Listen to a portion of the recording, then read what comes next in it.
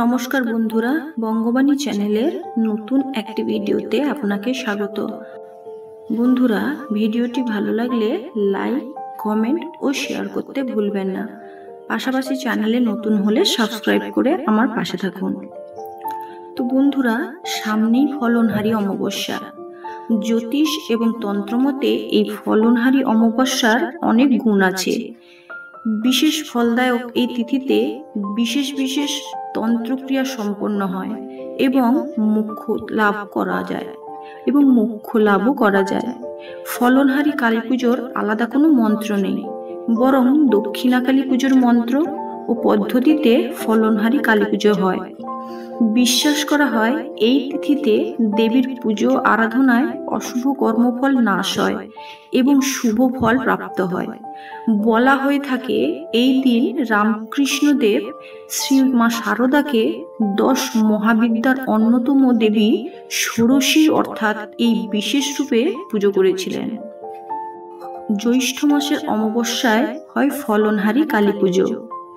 এমন দিনে বিভিন্ন অশান্তি, মহামারী, বাধা, বিঘ্ন থেকে মুক্তি লাভ করতে ফলনহারি অমাবস্যার দিন মা কালীকে অর্পণ করতে হয় যে কোনো ফল।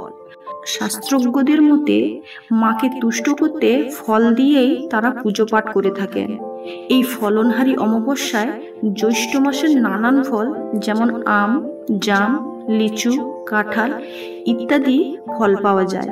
সাধক তার ইষ্টদেবীকে বিভিন্ন ফল দিয়ে প্রসাদ নিবেদন করে থাকেন। এবছর জ্যৈষ্ঠ মাসের অমাবস্যা তিথি শুরু হবে 5 জুন বুধবার সন্ধ্যা 7:15। অমাবস্যার তিথি থাকবে 6 জুন বৃহস্পতিবার বিকেল 5:53 পর্যন্ত।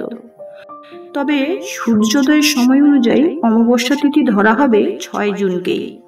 যেহেতু দেবীকালীন আরাধনা সন্ধ্যায় হয় বলে ফলনহারি পূজা হবে 5 জুন রাতে অমাবস্যা তিথি শুরুর পরে। কেবল গাছের ফলই নয়, এই দিনে মায়ের চরণে সাধকেরা তার কর্মফলও অর্পণ করে থাকেন মোক্ষ প্রাপ্তির জন্য। তাই এই দিনেই মায়ের চরণে পাপ পূর্ণের ফল অর্থাৎ কর্মফল অর্পণ করতে হয় মোক্ষ ফল লাভের আশায়। শাস্ত্রে বলা হয় জীবনই সর্বস্ব, অর্থাৎ যা সাধকের একদিকে ফলনহারি যা সাধকের কর্মফল হরণ করেন, অপরদিকে কর্মফল হরণ করে সাধককে তার অভীষ্ট ফল মোক্ষ ফল প্রদান করেন। বাঙালিদের জীবনে ফলনহারি কালী পুজোর তাৎপর্য লুকিয়ে রয়েছে ঠাকুর শ্রীরামকৃষ্ণের জীবনে।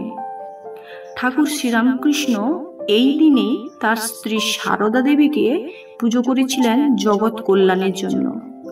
1280 বঙ্গাব্দে জ্যৈষ্ঠ মাসের অমাবস্যা তিথিতে তিনি দক্ষিণেশ্বরে আদ্যাশক্তি সগুণ রূপের পুজো করেছিলেন। তিনি ফলনহারি কালী পুজোর দিন শ্রী মা শারদাকে ষোড়শী রূপে পুজো করেছিলেন বলে আজও রামকৃষ্ণ মঠ ও আশ্রমে এই পুজো ষোড়শী পুজো নামে পরিচিত। শ্রীরামকৃষ্ণ তার মোক্ষ প্রাপ্তির জন্য ওই নিয়মে পুজো করলেও ওই দিনটিতে হিন্দু ধর্মাবলম্বী মানুষ নানাবিধ ফল দিয়ে কালীর পুজো করে থাকেন। কার্তিক মাসে দক্ষিণা কালীর পুজোয় সকলের সার্বিক কল্যাণ হয়, আর ফলনহারি কালী পুজো করলে আমাদের প্রত্যেকের বিদ্যা, কর্ম ও অর্থ লাভের উন্নতি ঘটে, প্রেম প্রণয়ের বাধা দূর হয়, দাম্পত্য সাংসারিক জীবনেও অশান্তি দূর হয়ে সুখ প্রাপ্তি লাভ হয় এবং সাধকের জীবনে মোক্ষ ফল প্রাপ্তি হয়, এমনটাই বিশ্বাস করা হয়।